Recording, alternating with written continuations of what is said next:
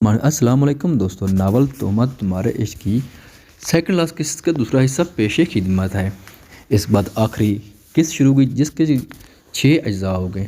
तो आप लोग मेरे साथ ताउन करेंगे तो रोज़ आपको किस्त मिला करेगी। मैं भी कोशिश करूँगा कि इसमें कोई नागा ना हो, लेकिन शर्त यह है कि जिन लोगों ने अभी तक चैनल को सब्सक्राइब नहीं किया वो इसको सब्सक्राइब कर लें और कमेंट सेक्शन में हर एक साथ के लाजमी अपने कमेंट्स देंगे। अदरवाइज़ फिर किस्त लेट आपको मिलेगी। अगर आप रोज़ किस्त लेना चाहते हैं तो अपने कमेंट्स लाजमी बताया करें। वो सरशार सा अपनी मंजिल की तरफ रवाना था। उसका चेहरा स्याह दुपट्टे से छुपा हुआ था। कुछ बालों ने उसका चेहरा ढांपा होता, मुंह पर कपड़ा बांध दिया गया था, हाथ पीछे की जाने बंधे थे। आज एसपी को पता चलेगा कि जीते जी मरना क्या होता है। जब तेरी उजड़ी लाश उसके घर तोहफे में भेजूंगा। वैसे मेरा दिल तो नहीं कर रहा तुझे मारने को, राना शाकर खौबासा से बोला, जबकि वो महज झटापटाई थी। इर्द गिर्द तवाना मर्द बराजमान थे, जबकि राना शाकर फ्रंट सीट पर था। आज मैं अपने बेटे को उसकी खुशी दूंगा जो इस एसपी ने उसके मुंह से छीन ली थी। गाड़ी उसके एरिया में दाखिल होने लगी थी। बस कुछ देर फिर तेरी लाइव वीडियो सेंड करूंगा तेरे शोर को। उसने अपना मोबाइल निकाला और शयान का नंबर डायल किया ताकि उसको खुशखबरी सुनवा सके। कुछ बेल्स के बाद फ़ोन उठा लिया गया था। सर, काम हो चुका है, वो सर इशारे से बोला, जबकि यही सर इशारे तफक्कुर में बदल गई। कैसे आग लग गई? सर, मैं आता हूँ, आप फिक्र ना करें। वो ड्राइवर को गाड़ी रोकने का इशारा करते बोला, जी सर मैं आ रहा हूँ, फिक्र मत करें। उसने फ़ोन जेब में रखा। सागर साहब की फैक्ट्री में आग लग गई है, तुम इस लड़के को स्टोर रूम में बंद कर दो। सजी को भी उसके बारे में खबर नहीं होनी चाहिए। मैं आऊँगा तो उसका बंदोबस्त करूँगा। उसने पीछे मुड़कर एक गहरी निगाह उस पर डाली जिसका सर झुका हुआ था। वो गाड़ी से उतरकर दूसरी गाड़ी की तरफ आया जो रुक चुकी थी।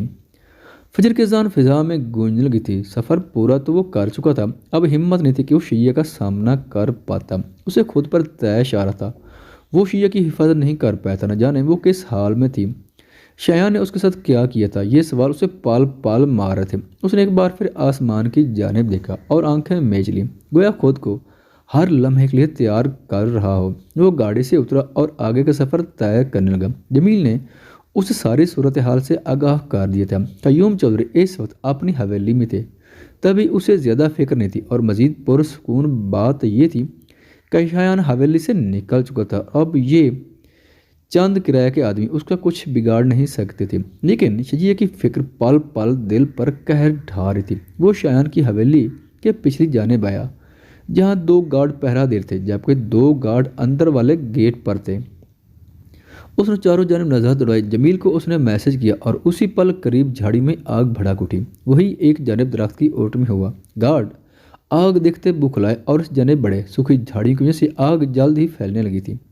सफ़ीर ने रब का नाम लेकर उनके जाते ही कदम आगे बढ़ाए थे। तुम यहीं को, मैं देखता हूँ, एक गार्ड ने दूसरे से कहा और बाहर निकला। लेकिन सफ़ीर जो दीवार की ओट में था, उसने फौरी उसकी गर्दन के गिरे शिकंजा कसा और ज़ोर से उसकी गर्दन मरोड़ दी थी। वो पाल में मौत की नींद सो चुका था। उसे एक जने फेंक के वो अंदर भागा और दूसरे गार्ड पर शेर की तरह हमला आवर हुआ था। पल में उसका सफाया करता वो अंदर बढ़ा। इर्द गिर्द देखते वो आगे बढ़ रहा था। हवेली खामोशी में डूबी थी। सफ़ीर के लब पल पल विरद कर रहे थे। रब के आगे फरियादी हुआ। वो आज अपनी मोहब्बत को इश्क की मिराज पर पहुंचाने के दर पर था। हर कमरा चेक करता वो ऊपर की जाने मुड़ा, लेकिन ऊपर होती रोशनी से वो चौंका था और वो नीचे झुका। वहाँ पर खड़े गार्ड्स उसे एहसास दिला गए थे कि शिया वहीं होंगे। उसने गहरा सांस लिया और उन पॉकेट से गन निकाले। सैलेंसर लगी गन के साथ उसने एक गार्ड का निशाना बांधा। गोली उसकी गर्दन से पार हुई और वही दूसरा गार्ड जो करना हुआ था। उसने इर्द गिर्द देखा और अपनी गन पर गिरफ्त मजबूत करता वो सीढ़ियों की तरफ बढ़ा। सफ़ीर ने अपने कदम पीछे लेने शुरू कर दिए। सीढ़ियों पर अंधेरा था, इसलिए उसका साया ही महसूस हो रहा था। गार्ड उसके साया को देख रहा तेजी से नीचे आया। जब भी सफ़ीर ने गोली उसके सीने में उतारी थी, वो लुढ़कता हुआ नीचे आया। सफ़ीर उसे ठोकर मरता ऊपर भागा और लाख खोला। दिल कानों में धड़कने लगा। खौफ से माथे पर पसीना था। न जाने क्यों दिल सामना करने को तैयार नहीं था। उसने एक बार फिर गहरा सांस लिया और ज़ोर से दरवाज़ा खोला। देखिए अंदर जमाल मलिक को देखकर वो सुन रह गया था। शिया वहाँ नहीं थी। उनका एक हाथ बेड के साथ बंधा हुआ था। सफ़ीर खान। वो हैरत से उठे, लेकिन उस जंजीर ने कोशिश नाकाम बना रही थी। शिया कहाँ है? उसने साद लहजे में पूछा। उस आदमी से सफ़ीर को कोई हमदर्दी नहीं होती। 20 मिनट में, उन्होंने फौरी कहा। सफ़ीर ने मशकूक अंदाज से उसे देखा। मेरी बात सुनो सफ़ीर, शायान ने सनम को मार दिया और अब वो शजिया को भी मार देगा। वो गहरी संजीदगी से बोले, वो जिंदा है और शजिया को मैं कुछ होने नहीं दूंगा। उसने बेतासुर लहजे में कहा तो जमाल मलिक को धचका लगा था। मेरी बेटी। वो एक बार फिर खड़े हुए, लेकिन उस जंजीर ने फिर रुकावट डाली। पर चेहरे पर फैला हजन अब इश्तियाक में बदल गया था।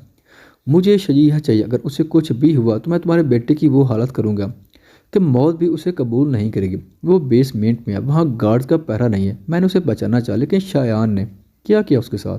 सफ़ीर तेज से आ गया, चेहरा सुर्ख होने लगा। मैं नहीं जानता, लेकिन अगर तुम हवेली में दाखिल हो चुके हो तो यकीनन शान हवेली में नहीं है। वो पूरी यकीनी से बोले। सफ़ीर बिना बोले उनकी जंजीर का लाक खोलने लगा, जो बेड के करीब बनी विंडो के साथ लाक थी। आप इस काबिल नहीं कि आप पर एतबार कीजिए, लेकिन फिर भी कर रहा हूँ। मुझे शजीहा चाहिए सही सलामत। उसने एक एक लफ्ज़ पर जोर दिया। मैं सच बोल रहा हूँ। वो तेज से बाहर निकलकर नीचे भागा। बेसमेंट का जाली वाला दरवाज़ा खोले वो अंदर आया तो अंदर वहशतनाक खामोशी और अंधेरा था। लाइन में 3 कमरे थे। उसने कदम आगे बढ़ाए और आखिरी कमरे में आया। गन पर गिरफ्त मजबूत थी, जबकि आंखें उस वक्त सुर्ख अंगारा थी। उसने दरवाजे को जोर से अंदर धकेला, लेकिन वो लाक था। पूरी यकीनी होने लगी कि उसकी ज़िंदगी यहीं कैद है। सफ़ीर ने ज़ोरदार कई ठोकरें दरवाजे पर मारी और दरवाज़ा खुलता अंदर दाखिल हुआ। उसके कदम ठटके थे। सामने वो दुश्मन है जहाँ बेड पर दराज थी। सफ़ेद चेहरा गुलाबी था। सफ़ीर को लगा वो ज़ब्त खो देगा। उसका यूं नेम बेहोश होना एहसास दिला गया था कि शायान सागर अपनी दरिंदगी दिखा चुका है। सफ़ीर की आंखों के कोने नाम होने लगे। सीने में आग भड़क उठी थी। उसका फ़ोन थरथराने लगा, लेकिन वो बिना किसी एहसास के वहीं खड़ा रहा। जैसे आगे बढ़ेगा तो शजीहा चौधरी को छूकर जब्त हार देगा। उसने आंखों की नमी रगड़ी और कदम कदम आगे बढ़ा। उसने अपना सर्द होता हाथ आगे बढ़ाया और शजिया के चेहरे को छुआ। वहाँ उंगलियों के निशान और जख्मी होंठ सब उसकी जान पर किसी ताज़ियाने की तरह थे। शजिया, उसने नहायत आहिस्ती से पुकारा। उसे अपनी पुकार ही किसी गहरी खाई से आती महसूस हुई। शजिया के गुदाज वजूद को उसने बाहों में भरकर सीधा किया और उसे शिद्दत से खुद में भींच लिया। उसकी आंख से एक आंसू निकला और शजिया के बालों में जज़ब हुआ। महबूब का लमस था या कुछ ज़िंदगी देती दवा। वो खुद को किसी शिकंजे में पाती कस मसाए। सफ़ीर ने उसकी मज़ाहमत महसूस की, लेकिन उसे छोड़ा नहीं। वो नकाहत के बावजूद एक बार फिर पुर मज़ाहमत हुई। शायान छोड़ो, मर जाऊँगी, मैं सफ़ीर की अमानत हूँ। उसने नहायत अजियत से कहा और यही अल्फाज सफ़ीर के वजूद में जान फूंक गए थे। तुम मेरी ही अमानत हो और तुम अपने हकदार की बाहों में हो, शजिया सफ़ीर खान। उसने शजिया के कान में सर गोशाना का और उसके कान पर हुए जख्म की बैंडेज पर अपने लब मिस किए। सफ़ीर। शजिया सुनकर बुड़ बुड़ाई गनुदगी से जहन रोशनी की जाने बांधने लगा, लेकिन वो डोज काफ़ी सख्त थी, जिसके बायस उसकी आंखें नहीं खोल रही थी। सफ़ीर, मैं आपसे मोहब्बत करती हूँ, मैं यहाँ नहीं आई थी। वो तड़प कर सीधा हुआ और उसका चेहरा हाथों में भरा। नहीं मेरी जान, मुझे यकीन है तुम पर, खुद से ज़्यादा। गलत था ना, मैं तुम पर शक किया, तुम खुद से दूर किया, तभी आज ये सब हो गया। उसकी भराई आवाज़ पर सफ़ीर ने वजाहत दी। उसके माथे पर मोहर लगाता सिसका था। सफ़ीर, उसने मुझे आज बर्बाद कर दिया मुझे। सफ़ीर एक पल के लिए घबराया, पूरा वजूद पसीने से भीग गया। उसने शजिया का चेहरा देखा जो पीला पड़ चुका था। शजिया, उसने बेयकीनी से पुकारा, लेकिन वो शायद हवास खो रही थी। मैं अब कभी चल नहीं पाऊंगी। खौफ की जगह अब अजियत वजूद में फैली, जबकि शजिया का सर एक जानब ढलक गया। तुम पर सितम ढाने वाले को मैं खुद अपने हाथों से मारूंगा। उसको इस अजियत से रोशनास करवाऊंगा जिसका वो हकदार है, जिसकी रूह तक तड़पा देगा। एक बार फिर उसे सीने में भेजता। वो अहदिया अंदाज में बोला था, उसका वजूद बाहों में भरता। वो ऊपर की जाने बढ़ा।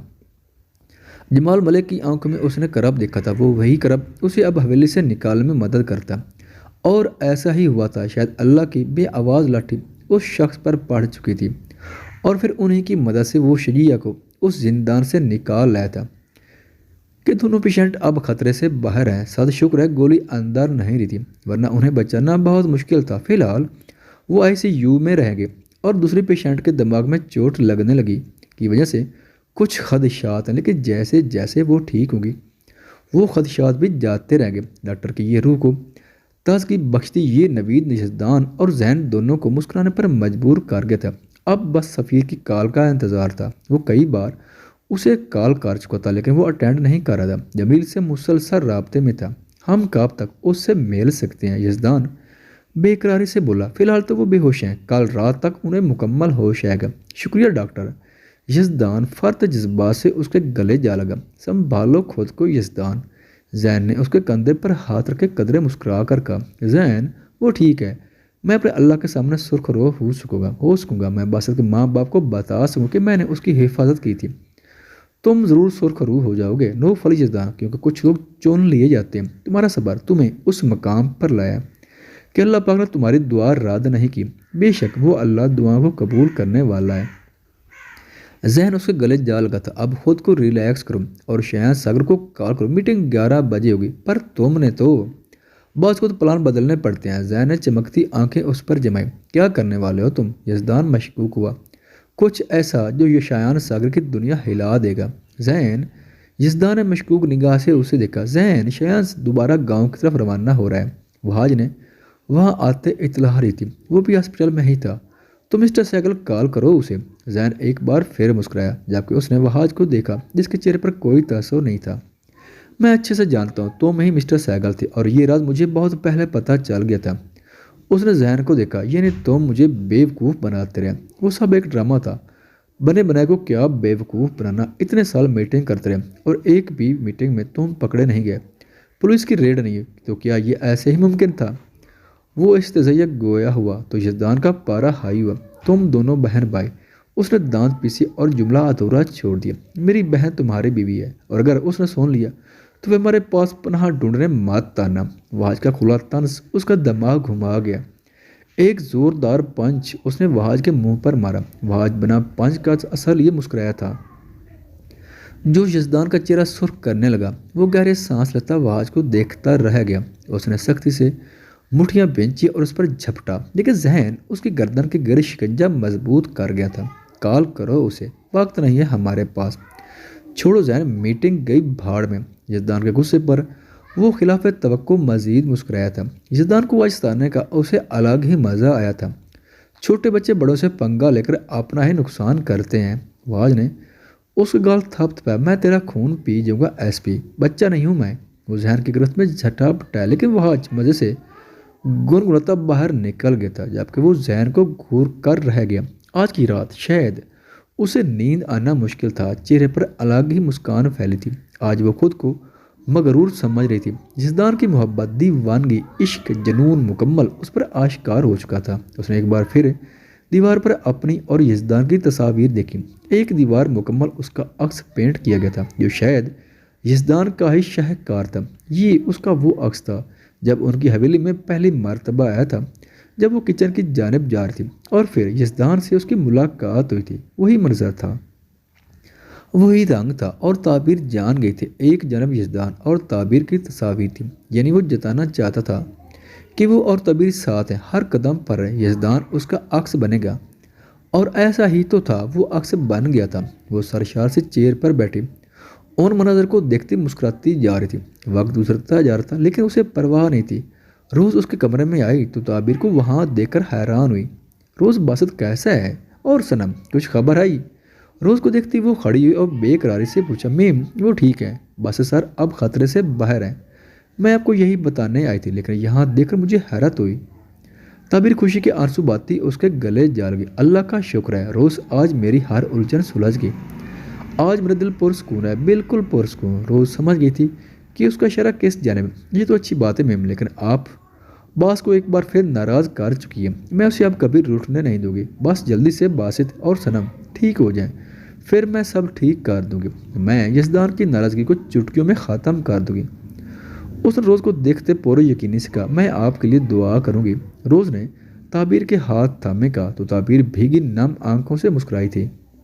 شاکر، میں گاؤں جا رہا ہوں، تم یہاں کے باقی معاملات سنبھال لینا اور جلد پتہ کرواؤ یہ کیسے لگی۔ جی سر، آپ فکر نہ کریں، آگ پر قابو پا لیا گیا تھا، لیکن گودام میں موجود کافی نقصان ہو چکا تھا۔ وہاں کے مزدوروں کا کہنا تھا کہ شارٹ سرکٹ کی وجہ سے لگی، لیکن شایان کو یقین نہیں آیا تھا۔ شایان کو اس وقت شجی کی فکر ہر شے پر حاوی تھی۔ وہ گارڈ کو کال کرتا چکر کاٹ رہا تھا، لیکن دوسری جانب سے کوئی ریسپانس نہیں دیا جا رہا تھا۔ 9 بجے مائیکل اور اس کے پارٹنر نے پہنچنا تھا۔ اسے تو قیوم چودھری نے سنبھالنا تھا، لیکن قیوم پر اسے یقین نہیں تھا، اس لیے وہ یہ کام اپنے خاص آدمیوں سے کروانا چاہتا تھا۔ بظاہر انہیں قیوم ہی لاتا، لیکن گارڈ اس پر نظر رکھنے والا تھے۔ اس نے دوسرے گارڈ کو کال کی کچھ بیلز کے بعد کال لی گئی تھی۔ اس نے بے قراری سے حویلی کے بارے میں پوچھا۔ سر یہاں سب ٹھیک ہے، گارڈ نے مختصر جواب دیا۔ کچھ بھی گڑبڑ ہوئی تو تم سب مجھے اچھے جانتے ہو۔ اس نے ابھی گارڈ کی بات سنے کال کاٹ دی۔ اسی پر اسکرین روشن ہوئی تھی۔ مسٹر سیگل۔ اس نے اچنبھے سے اسے دیکھا۔ وہ بہت کم کال کرتا تھا اور وہ بھی اسے میٹنگ کے لیے کال کرنے والا تھا، لیکن اس نے خود ہی کاٹ دی تھی۔ تفکر کی لکیریں اس کے چہرے پر پھیل گئی۔ اس نے گہرا سانس لے کر خود کو ریلیکس کیا اور فون یس کر کے کان سے لگایا۔ 11 بجے میٹنگ ہے مسٹر شایان ساگر، اور یہ میٹنگ اس سال کی آخری میٹنگ ہے اور اس کا اصول آپ اچھے سے جانتے ہیں۔ یہ گرینڈ میٹنگ سیکل انٹرپرائزز میں ہوگی۔ باقی کام آپ کا ہے۔ شایان تذبذب کا شکار اس کی بات سنتا رہا اور پھر گہرا سانس لیتا۔ اس نے میٹنگ کے لیے حامی بھری تھی۔ وہ کال کاٹ کر دوبارہ اندر آیا جہاں رانا شاکر سامان سیٹ کروا رہا تھا۔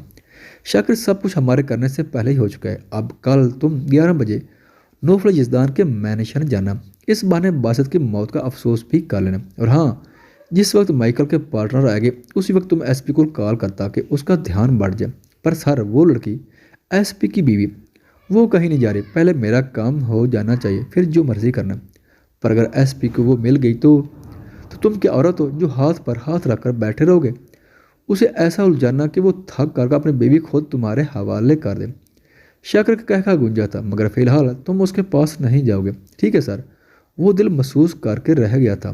دن کی روشنی ہر جانب پھیلنے لگی۔ ایک قیامت خیز رات کے بعد صبح کی خیر کی روشنی ہر طرف پھیلنے لگی، لیکن نہ جانے یہ خیر کی روشنی کیا رنگ دکھانے والی تھی۔ آج نے وہ رات ہاسپٹل میں گزاری تھی اور اب وہ پولیس اسٹیشن رواں دواں تھا۔ وہیں سے سیدھا وہ مائیکل اور اس کے پارٹنر کا پیچھا کرنے والا تھا۔ وہ پولیس اسٹیشن میں داخل ہوا تو سب اسے سلیوٹ کرنے لگے۔ اپنے آفس کی جانب آ کر اس نے اپنی گن وغیرہ ٹیبل پر رکھی اور چیئر پر دراز ہوا۔ کچھ پل کے لیے وہ آنکھیں موند گیا۔ انابیہ کا مسکراتا چہرہ تھکن کو دور بھگانے لگا تھا۔